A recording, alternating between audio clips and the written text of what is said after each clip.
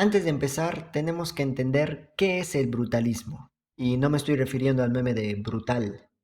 Esta palabra fue creada por los arquitectos británicos Alison y Peter Smithson y popularizado por el historiador de la arquitectura Rainer Benham en 1954. Y el nuevo brutalismo, o Nybrutalism, lo creó el arquitecto sueco Hans Asplund para describir Villa Koth, diseñada en enero de 1950 y utilizó el término en 1966.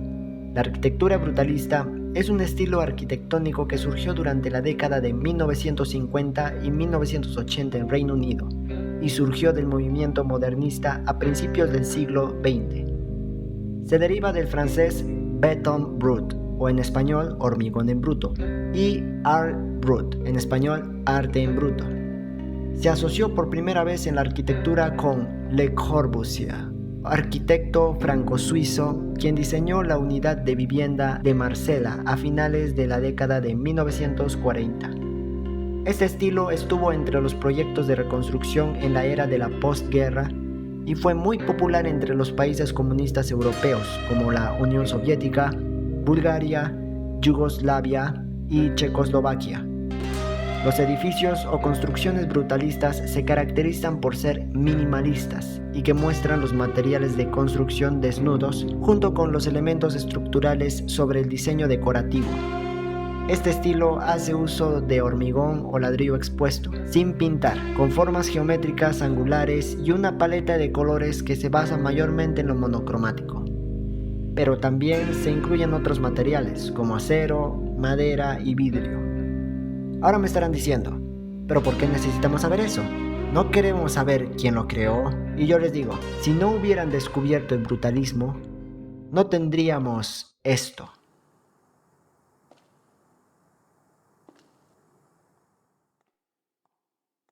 Ambos ejemplos son juegos de Mosh Link, y eso lo veremos a continuación.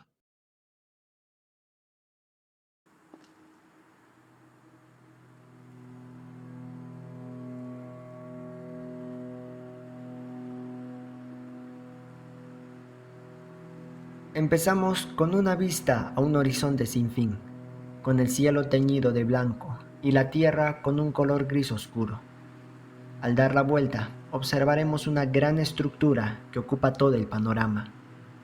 Al entrar, tendremos algunos pasillos estrechos, otros oscuros y otros con un espacio suficiente para apreciar lo grande y abstracto que puede ser el brutalismo, sobre todo en la forma de ejecución de esta idea en el diseño. Este es un museo virtual con arquitectura brutalista, en el que su diseño te invita a explorar estos rincones poco reconocidos con una estructura impresionante para todos los ojos. En todo este espacio amplio podrás encontrar diferentes obras de arte, que para algunos no les parecerá arte a simple vista, pero como en el arte real, no a todos les gustan unos dibujos hechos con dedicación y propósito por el autor. En palabras de Mosh Link, Brutalism, Prelude on Stone, fue un proyecto bastante pequeño para mí bajo el tema Fuerzas. Se trata de una pequeña instalación artística en un entorno brutalista. Se puede explorar libremente un enorme edificio brutalista. Aquí y allá encontrarás instalaciones artísticas. Todas las instalaciones están relacionadas con los elementos y la naturaleza. Todo ello viene acompañado de un rico paisaje sonoro que combina la perfección con los efectos visuales. Quería representar un duro contraste entre los elementos y la arquitectura brutalista. En el futuro sigue habiendo erosión por el agua, el viento y otras fuerzas. Tómese su tiempo, ponte los auriculares y cierra las cortinas. La paleta de colores implementado en el juego es de blancos y negros, que da esa sensación de antigüedad que se mezcla con una arquitectura moderna. También lo aprovecha para usar las altas luces y las sombras a favor. Tampoco necesitamos color porque el concreto es gris. Algo con color quitaría la tensión que tenemos en el diseño de la arquitectura brutalista. Probemos con este enorme flama. Si este tuviera un color amarillo fuerte, nos haría cambiar nuestro enfoque hacia ese arte en específico. y ese no es el objetivo de este museo. Todo en este lugar tiene su esencia y valor. El sonido y la música ambiental de este mundo tiene un flujo raro y encantador. Resalta ese misticismo que genera el ambiente y a la vez nos transmite una sensación de calma y seguridad. La música y los sonidos cambian dependiendo de la zona en la que nos encontremos, a veces con sonidos conocidos y otras completamente diferentes e irreconocibles. El letterbox se aplica muy bien en este juego. Se siente como una experiencia cinematográfica, al igual que comenté en mi anterior video. Pero acá voy a abarcar más este tema. Al quitarnos parte de la vista superior e inferior, pasaría a ser gran angular y podremos ver todo el panorama que nos rodea, centrarnos en el escenario que tenemos delante y no sería necesario ver arriba o abajo. Pero muchas de las construcciones brutalistas tienden a ir a lo alto y masivo para ser intimidante y a la vez protector o reconfortante. Si queremos sentir esa presencia, tendríamos que mover la cabeza hacia arriba y observar.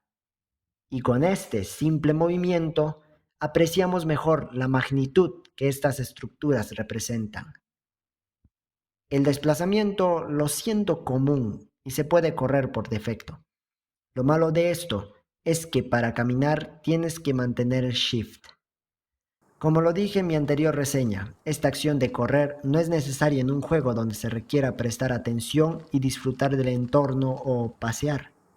No es un juego donde tengas que hacer un speedrun, ni es un juego de acción o frenético, ni un juego de terror donde tengas que escapar de alguien.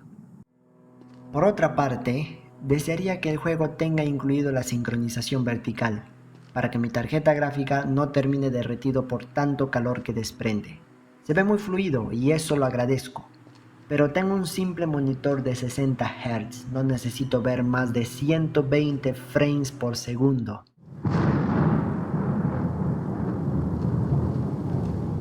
Por favor.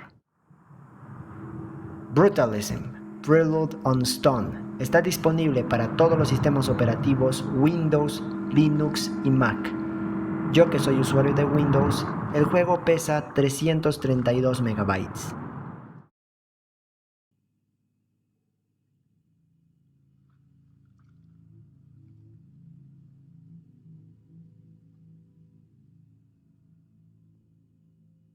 Este empieza diferente. Esta vez estamos dentro de la construcción, en lo que parece ser una recepción que nos pide pasar a las entrañas de un futuro diferente al nuestro. Afuera no hay nada más que un cielo blanco y el horizonte cubierto de montañas y niebla. Es otro museo donde se explora otro tipo de diseño con su misma arquitectura brutalista, pero por supuesto, con diferencias notables en el juego. Lo puede ser la mejora gráfica puesta en práctica en el ambiente y la presentación de eventos inesperados. Tampoco puedo decir que el anterior juego fue predecible, y eso es la magia de los museos. Nunca se repite una obra, y esperas ver arte poco convencional y cautivador para diferentes tipos de personas, cada uno con su propia opinión, ya sea objetiva o subjetiva, aunque mayormente subjetivo, todos tienen diferentes gustos y preferencias. También la diferencia lo puede ser el diseño de la arquitectura.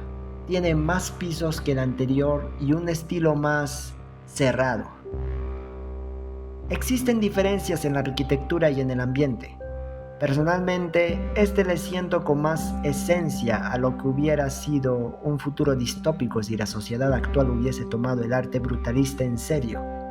Pero para mí sería muy deprimente y monótono, pero a la vez impresionante e hipnótico.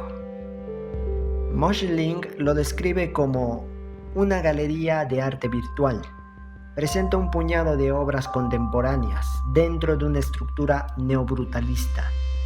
Explora la idea de que el propio espacio es la experiencia principal, cómo los visitantes exploran la arquitectura sin dirección ni guía alguna, cómo pueden utilizarse la luz natural y las sombras para transformar un espacio tosco en un lugar místico. cómo se comporta el sonido en las condiciones siempre cambiantes de la arquitectura, un concepto de futuro. Los colores presentados son los mismos que el anterior, todo blanco y negro, salvo una excepción. Como una pintura que se diferencia de las demás obras, hablé sobre cómo el color podría ser una distracción si éste se aplicaba en un objeto. Pero aplicar un solo color correctamente en un evento lo cambia por completo para bien de la escena que quiere darnos el autor. Para mí fue raro no escuchar música ambiental de fondo mientras recorría los pasillos. Esto me dio una sensación diferente. No es miedo o paranoia. Podría decir que fue intriga, pero sería muy simple de describirlo así. En algunos eventos podemos escuchar sonidos desconocidos que aumentan esa aura de misterio en el lugar. El Letterbox se aplica igual que en el primer juego, una vista panorámica a los ambientes estrechos y amplios del diseño brutalista, con inclinación segura de la mirada hacia arriba y abajo, una visión centrada hacia el futuro de la arquitectura brutalista. El movimiento mejoró considerablemente. Ahora se camina por defecto y se siente suave y natural el desplazamiento. Correr es lo mismo. Acelera el doble de la velocidad de una forma instantánea para llegar más rápido de un sitio a otro, aunque ese no sea el objetivo concreto de este museo. Sí, tengo el mismo problema con la sincronización vertical. Que alguien llame a los bomberos.